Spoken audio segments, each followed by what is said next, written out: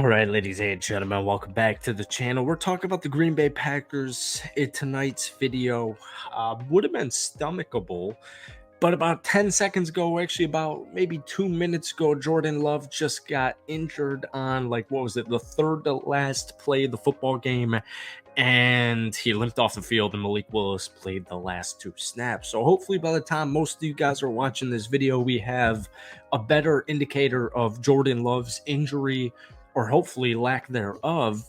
But at the end of the day, man, it's one game. It really is. Especially on the road in Brazil. Just kind of weird. The field was effed up. Peacock sucks. I don't know what on God's green earth the National Football League thinks they're doing with that Brazil game. Really weird. Never really felt like a football game. Never felt like an NFL game. If you're a fucking European soccer fan, if I'm talking NFL football here, obviously my morale would be quite different had Jordan Love not gotten banged up on the third to last play. He actually had a beautiful freaking play there to set up something around the middle of the field. I have a lot, most of it's negative, but folks, at the end of the day, it is one football game and it is just one loss. But there's things like the penalties where it's just like, come on. I mean, really? Jair Alexander getting an interception in the end zone when you're like, the freaking Philadelphia Eagles are in the red zone. Jalen Hurts on third down, third and long, throws an interception, and you, Jair Alexander, you want to run that back? I mean, that might sound weird out of context. Go watch that football play. That was just I can't say a lot of these words on YouTube, but I mean, dude, it was just stupid. And then the kicker position, don't even get me freaking started. But welcome back to the channel. Obviously, we're talking about the Green Bay Packers in tonight's video. But before we do, if you guys enjoy it, be sure to hit that like button, hit that sub button for daily NFL content. Die hard cheesehead, if you can't tell. Packers fans, do what you got to do. If you could try and get it to 100 likes, that would mean the world to me.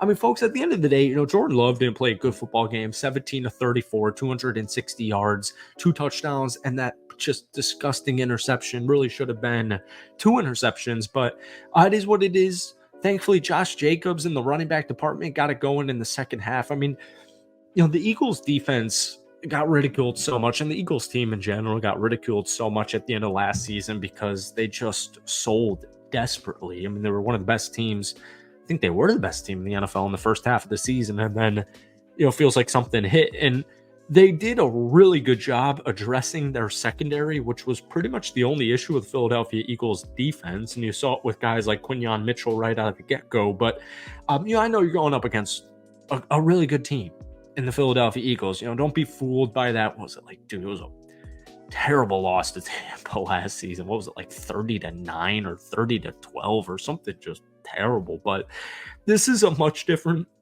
Philadelphia Eagles team. Obviously, new offensive coordinator in Kellen Moore.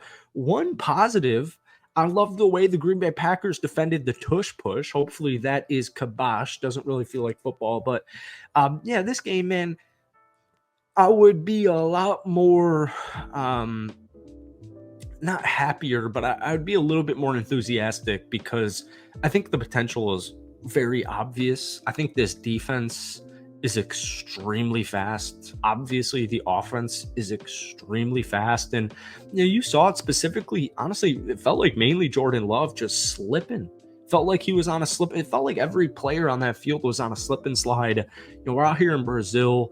It's a soccer stadium, and they converted it into an NFL field for this football game. And I don't know if it was Peacock or being in Brazil. Like, the idea sounds good in theory. Like, it's a kind of cool concept to play these games in Europe and to play these games in Mexico and play them in Brazil. But then when it's your actual football team, it's just like, what the hell are we doing? It just is extremely unideal. So I'm thinking of that one team. What was it, like Jacksonville? I swear they play like 2 overseas games in London every single season. It didn't really feel like an actual meaningful football game up until, that final clock hit 0. And I was like, oh, fuck, just lost that game. But Jordan Love was slipping and sliding. He reminds me a lot of Brett Favre as opposed to Aaron Rodgers. Aaron, especially in his later era, is just very precise. Didn't really feel like he wanted. I'm not saying Aaron Rodgers was ever a stat patter, but Love plays more free and he plays more loose and he's willing to take a ton of deep shots. It just kind of reminds me of Brett Favre. And, hopefully he is okay. And if he's not okay, that really freaking sucks. And we'll deal with that in, a different video. Like, I mean, folks, even if Jordan Love misses more than one football game, even if he misses one football game, I know it's just, a couple of games early on in the regular season, but if we're trying to make a Super Bowl run, if we're trying to win this NFC North, if we're trying to have home playoff games, um, the starting QB can't get injured. And he got injured, of course, in the first football game. And, we were talking about two things the entire preseason, it felt like.